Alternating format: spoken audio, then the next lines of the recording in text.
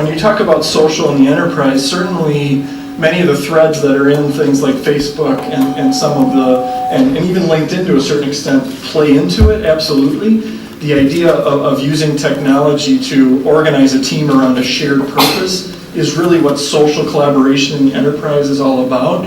And you know, some people have said, how could I use Facebook at work? Well, you know, Facebook isn't a work tool, but again, many of the things that exist in social tools can drive success and value in a social enterprise tool as well. You know, the difference between social enterprise and something like Facebook, you know, Facebook is a branding mechanism for companies. Compare that to something like Basecamp or Podio or Kona. This is a tool to organize a team around a shared purpose.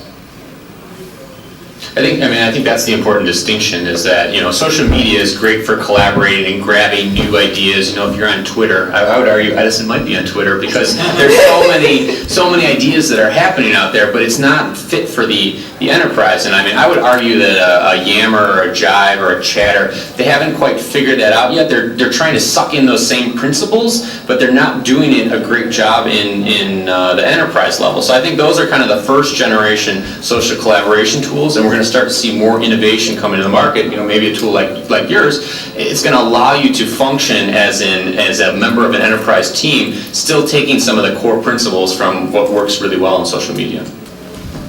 I think one of the important things about social business is the ability to synthesize information. I think we get very focused on the service aspect. I can serve my customer more readily through these platforms, and there's certainly a lot of good things around that. But I think part of what you're saying, and I think part of how Edison would look at this, and my colleagues as well, is this notion of synthesizing.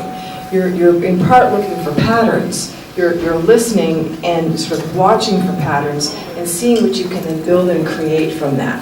By having dialogue internally that's collaborative, you can start to see some of the patterns and flesh them out a bit.